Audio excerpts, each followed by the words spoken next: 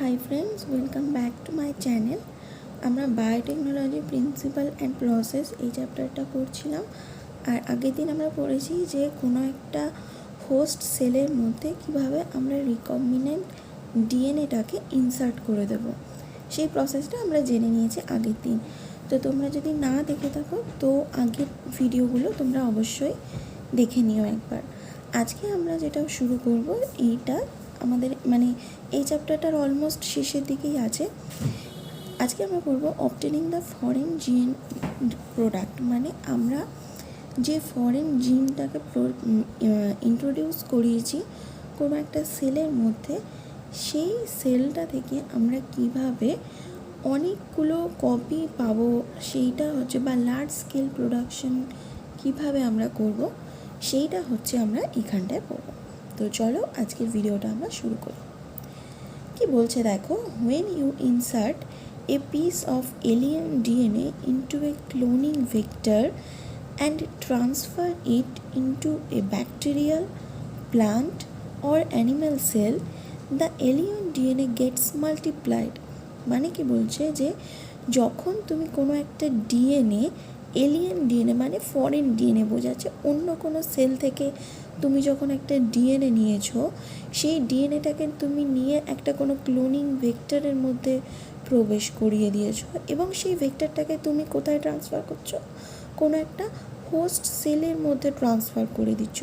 সেই host cell যে কোনো ধরনের ব্যাকটেরিয়া হতে পারে, যে কোনো ধরনের প্লান্ট হতে পারে, যে কোনো ধরনের অ্যানিমাল সেল হতে পারে। তো ফরেন ডিএনএ বা এলিয়েন ডিএনএটাকে তুমি যখন কোনো হোস্ট সেলের মধ্যে প্রবেশ করিয়ে দিয়েছো, ট্রান্সফার করিয়ে দিয়েছো, তখন কি হয়, সেই ফরেন ডিএনএ বা সেই এলিয়েন ডিএনএটা কিন্তু মাল্টিপ্লাই করতে থাকে। ওকে, তারপরে দেখো কি বলছে, in almost all recombinant technologies the ultimate aim is to produce a desirable protein।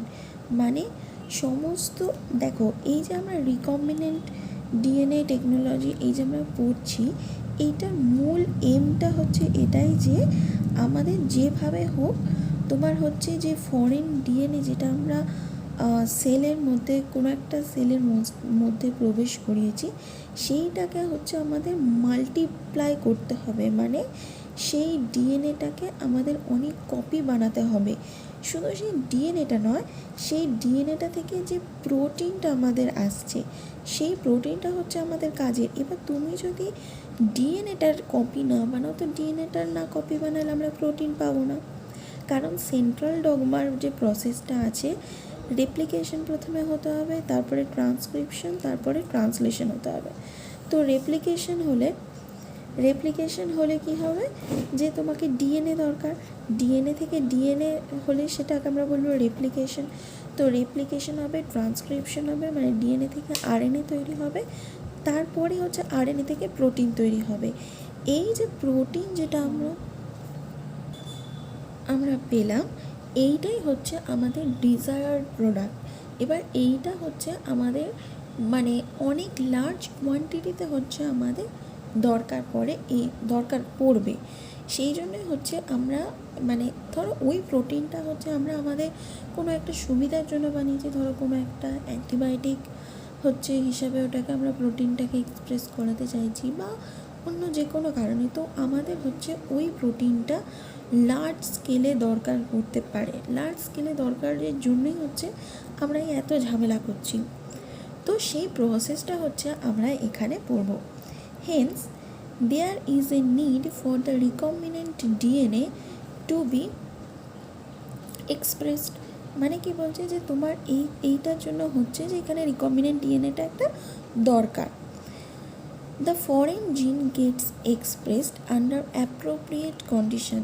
এই যে তুমি ক্লোন করছো, এই যে ক্লোনিং ভেক্টর দিচ্ছ, এই ক্লোনিং ভেক্টরটাকে একটা সেলের মধ্যে ঢোকাচ্ছ, এইটা করার জন্য হচ্ছে একটা নির্দিষ্ট টেম্পারেচার বলো, একটা নির্দিষ্ট পিএইচ বলো, তার সুইটেবল যে কোনো ধরনের মিডিয়াম বলো, সেগুলো কিন্তু প্রয়োজন হয়ে যাচ্ছে। সেটাই বলছে যে এই ফরেন জিন যেটা তুমি কোনো একটা সেলের মধ্যে এক্সপ্রেস করতে চাইছো, কোনো একটা হোস্ট সেলের মধ্যে এক্সপ্রেস করতে চাইছো সেইটা কিন্তু হচ্ছে তোমার একটা অ্যাপ্রোপ্রিয়েট কন্ডিশন দরকার। ওকে, তারপর দেখো কি বলছে, the expression of foreign genes in host cells involve understanding many technical details.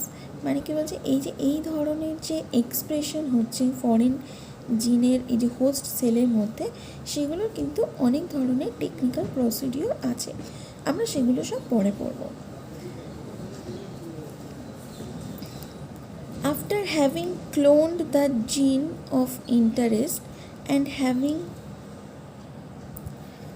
আমি এই লাইনটা আবার বলছি, after having cloned the gene of interest and having optimise the conditions to induce the expression of the target protein, one has to consider producing it on a large scale.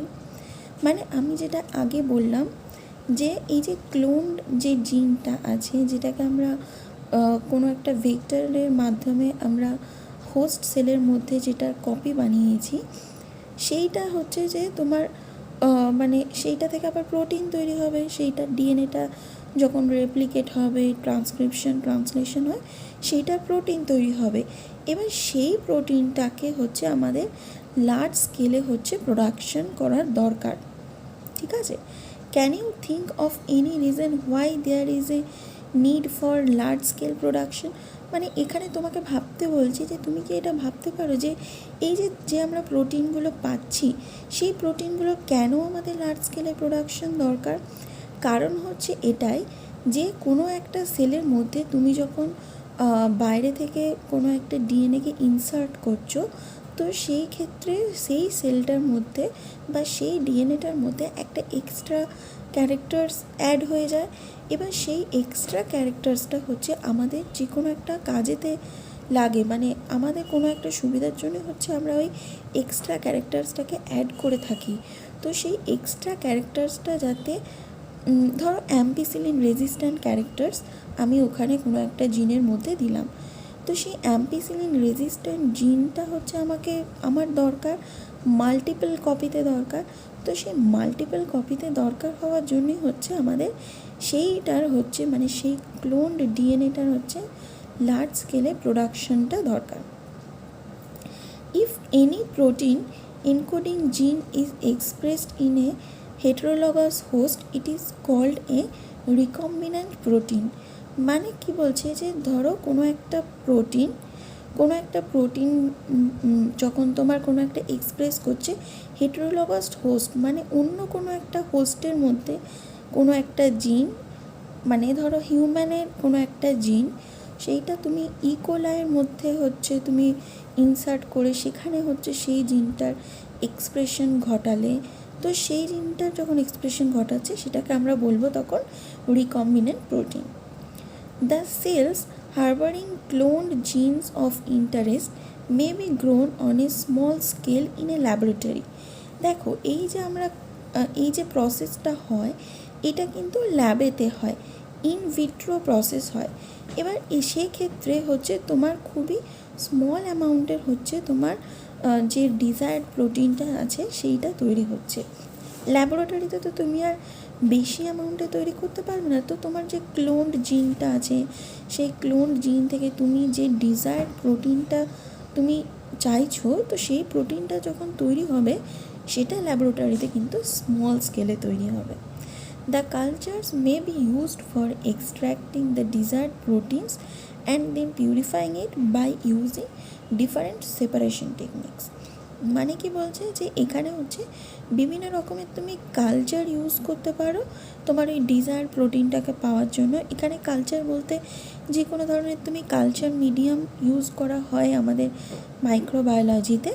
সেখানে কি করা হয়, একটা পেট্রি প্লেট নেওয়া হয়, পেট্রি প্লেটের মধ্যে medium দিয়ে দেওয়া হয়। মিডিয়ামটা কিছুই না, মিডিয়ামটা হচ্ছে যে কোনো মাইক্রো অর্গানিজমের বেড়ে ওঠার জন্য খাবার দাবার। ঠিক আছে, খাবার দাবার থাকলে তবেই তো সে মাল্টিপল কপিজ বানাবে। তো সেই মিডিয়ামটা হচ্ছে আমরা একটা প্লেটের মধ্যে দিয়ে দিই এবং ল্যাবের মধ্যে একটা সুইটেবল কন্ডিশন আমরা তৈরি করি যেখানে হচ্ছে সেই সেলটা গ্রো করবে। এবার সে সেল যখনই গ্রো করবে তখনই কী হবে, না সেই যে ডিএনএ কপিটা সেটা মাল্টিপল নাম্বারে তৈরি হবে, এবং তারপরে আমরা সেই ডিএনএটার যখন রেপ্লিকেশন, ট্রান্সক্রিপশন, ট্রান্সলেশন, এই পুরো সেন্ট্রাল ডগমার যখন প্রসেসটা কমপ্লিট হয়ে যাবে, তখন সেইটাকে নিয়ে আমরা পিউরিফাইং করব। সেইটা হচ্ছে বিভিন্ন ধরনের সেপারেশন টেকনিক্স আছে, যেমন ধরো তোমার ফিল্টার টেকনিক আছে, যেমন ধরো তোমার অ্যাডসর্পশন টেকনিক আছে, অ্যাবসর্পশন টেকনিক আছে, এরকম ধরনের বিভিন্ন রকমের টেকনিক্স আছে। তো সেই বিভিন্ন রকমের টেকনিক্সগুলোর মাধ্যমে হচ্ছে আমরা ডিজায়ার্ড প্রোটিনটাকে সেপারেশন করে নিতে পারি সেল থেকে। ঠিক আছে, এইটা বলা হচ্ছে তোমার ল্যাবেতে কী করে করা হয়। তারপর কি বলছে দেখো, the cells can be multiplied in a continuous culture system wherein the used medium is drained out from one side while fresh medium is added from the other to maintain the cells in their physiologically most active or exponential phase। দেখো এখানে তোমাদের একটা জিনিস শেখার আছে যে continuous culture. দেখো culture মানে আমরা বোঝাতে চাইছি যে কোনো ধরনের মাইক্রো অর্গানিজমস যখন কোনো মিডিয়ার মধ্যে গ্রো করে যাচ্ছে, আমাদের ল্যাবেতে ধরো একটা টেস্ট টিউব নিয়েছি, টেস্ট টিউবের মধ্যে মিডিয়া নিয়েছি, মিডিয়ার মধ্যে আমরা যে কোনো ধরনের অর্গানিজম আমরা গ্রো করাচ্ছি, তো সেইটাকে আমরা বলবো হচ্ছে কালচার। এবার কালচার দু রকমের মেনলি হয়, একটা হচ্ছে ব্যাচ কালচার, একটা হচ্ছে কন্টিনিউয়াস কালচার। ব্যাচ কালচার আমরা কাকে বলবো, যে তুমি ধরো কোনো একটা সাপোজ ধরো একটা প্রেশার কুকার, ঠিক আছে, প্রেশার কুকারের মধ্যে তুমি একসাথে দিয়ে দিলে চাল ডাল সব কিছু দিয়ে দিলে, সব কিছু দিয়ে প্রেশার কুকারের ঢাকনাটা লাগিয়ে দিলে, একটা নির্দিষ্ট সময় পরে হচ্ছে ধরো 15 মিনিট 20 মিনিট তারপরে হচ্ছে তুমি সেইটা নামিয়ে নিলে, নামিয়ে নিয়ে তোমার দেখবে ভাত টাত সব তোমার হয়ে গেছে। তো এইটা হচ্ছে যে তোমার ব্যাচ কালচার। ঠিক আছে, মানে এটা একটা ব্যাচ হলো, এরপরে তুমি ধরো আবার খানিকক্ষণ পর আবার তুমি আরেকবার চাপালে, আবার খানিকক্ষণ পর নামিয়ে নিলে, তো সেইটা সেকেন্ড ব্যাচে তোমার ভাত ডাল হলো। এই রকমভাবে যে কালচারটাকে আমরা গ্রো করি সেইটাকে আমরা বলবো ব্যাচ কালচার। আর কন্টিনিউয়াস কালচার মানে কি, যেটা কন্টিনিউভাবে তৈরি হয়ে যাবে। মানে সাপোজ ধরো তুমি একটা ইয়ের মধ্যে কী বলে প্রেশার কুকারের মধ্যে তুমি চাল দিয়েছো, চালটা ভাত হয়ে গেল, তুমি নামালে না, তুমি কোনো একটা সিস্টেমের মাধ্যমে বা কোনো একটা নলের মাধ্যমে তুমি হচ্ছে ওটাকে বার করে নিলে, বার করে নিয়ে তুমি ওর মধ্যেই আবার চাল দিয়ে দিলে, আবার ফুটতে থাকছে, আবার ড্রেন আউট হয়ে যাচ্ছে, এইভাবে পুরো প্রসেসটা হয়ে যাচ্ছে। সেইটাকে আমরা বলছি হচ্ছে কন্টিনিউয়াস কালচার। এই কন্টিনিউয়াস কালচারটা মেনলি হচ্ছে আমরা ইন্ডাস্ট্রিতে ইউজ করে থাকি। কেন ইন্ডাস্ট্রিতে ইউজ করি, কারণ হচ্ছে যে কোনো ধরনের ইন্ডাস্ট্রিতে আমরা যে পিওর কালচারগুলো ইউজ করি অর্গানিজমের, সেই পিওর কালচারগুলো হচ্ছে অনেক কস্ট। তো তুমি যদি একটা ব্যাচ কালচার করো না, তো ব্যাচ কালচার করলে কি হবে, তোমার ওই অর্গানিজমটা হচ্ছে একবারেই হচ্ছে শেষ হয়ে যাবে। মানে অর্গানিজমের গ্রোথ ফেজ হচ্ছে 4টে ফেজ থাকে, ল্যাগ, লগ, এক্সপোনেনশিয়াল আর ডেথ ফেজ। তো তুমি যদি ব্যাচ কালচার করো তুমি কিন্তু একদম ডেথ ফেজ পর্যন্ত চলে যাবে। সেক্ষেত্রে তোমার অর্গানিজমের যদি ডেথ হয়ে যায় তো তুমি সেইখান থেকে আর ফার্দার কোনো কাজ করতে পারবে না। তো সেটা হচ্ছে ইন্ডাস্ট্রির ক্ষেত্রে লস, কারণ ইন্ডাস্ট্রি চাইবে যে আমার হচ্ছে কম পয়সায় বেশি আমরা কী করে হচ্ছে প্রোডাক্ট পাবো। তো ইন্ডাস্ট্রিতে কী করা হয়, কন্টিনিউয়াস কালচারে হচ্ছে আমরা রাখি, সেখানে মেনলি হচ্ছে তোমার এক্সপোনেনশিয়াল ফেজেতে রাখা হয়, কখনো ডেথ ফেজেতে আমরা নিয়ে যাই না। এক্সপোনেনশিয়াল ফেজেতে রাখার উপায় কি না, তোমাকে একটা নির্দিষ্ট সময় অন্তর তোমাকে মিডিয়াম অ্যাড করতে হবে, একটা নির্দিষ্ট সময় অন্তর তোমাকে পিএইচ চেক করতে হবে, তোমার টেম্পারেচার চেক করতে হবে, তোমার আর যদি কোনো এনজাইম দিতে হয় সেই এনজাইমটা দিতে হবে। ঠিক আছে, এইভাবে হচ্ছে তোমার কন্টিনিউয়াস কালচারের পুরো সিস্টেমটাকে তোমার বজায় রাখতে হবে। মানে কি, সেল হচ্ছে খাচ্ছে দাচ্ছে বড় হচ্ছে, কখনো তুমি সেই সেলটাকে মৃত্যুর দিকে পাঠাবে না। ঠিক আছে, যেমন আমরা হচ্ছি ব্যাচ। ঠিক আছে, সব অ্যানিম্যাল সিস্টেম বলো একটা ব্যাচ কালচারের মতো, তারা জন্মাচ্ছে, বড় হচ্ছে, একটা টাইমের পর আবার মরে যাচ্ছে। কিন্তু এই যে মরে যাওয়াটা, সাপোজ ধরো আমরা যদি অমর হয়ে গেলাম, ঠিক আছে, আমরা দীর্ঘদিন বেঁচেই যাচ্ছি, খাচ্ছি নাচ্ছি বেঁচে আছি, আমাদের কোনো প্রবলেমই নেই, তো সেইটা হবে তখন কন্টিনিউয়াস কালচার। ঠিক আছে, তো দেখো কি বলছে, the cells can also be multiplied in a continuous culture system. সেলকে আমরা কন্টিনিউয়াস কালচার সিস্টেমে গ্রো করতে পারি, wherein the used medium is drain out from one side, যেখানে হচ্ছে যে মিডিয়ামটাকে আমরা ইউজ করছি সেটাকে আমরা একটা সাইড দিয়ে বার করে নেব, while fresh medium is added from the other, মানে যেখানে বলছে যে ফ্রেশ মিডিয়াম যেটা থাকবে সেটা হচ্ছে অন্য সাইড দিয়ে আমরা অ্যাড করব। Maintain the cells in their physiologically most active log or exponential phase, মানে হচ্ছে যে যাতে হচ্ছে সেলটা আমাদের সবসময় এক্সপোনেনশিয়াল বা লগ ফেজেতে থাকে। This type of culturing method produces a larger biomass leading to higher yields of desired protein, মানে এইভাবে কালচার করে আমরা হচ্ছে লার্জ অ্যামাউন্টে হচ্ছে আমাদের ডিজায়ার্ড যে প্রোটিনটা আছে সেই প্রোটিনটা আমরা পেতে পারি।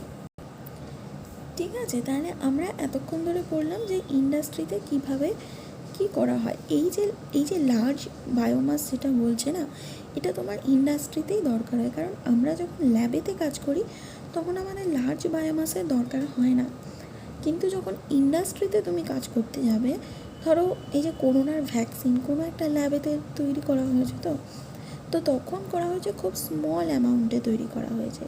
এবার সেইটাকে যখন সবারই জন্য বানাতে হবে, তখন তুমি যদি এখন ল্যাবের মধ্যে বানাতে যাও তো তোমার সারা জন্ম কেটে যাবে, সব মানুষ পাবে না ভ্যাকসিন। সেই কারণে হচ্ছে ইন্ডাস্ট্রিতে হচ্ছে এই ধরনের কিছু বানানো হয়, লার্জার অ্যামাউন্টে ডিজায়ার্ড প্রোটিন বানানো হয়। ওকে,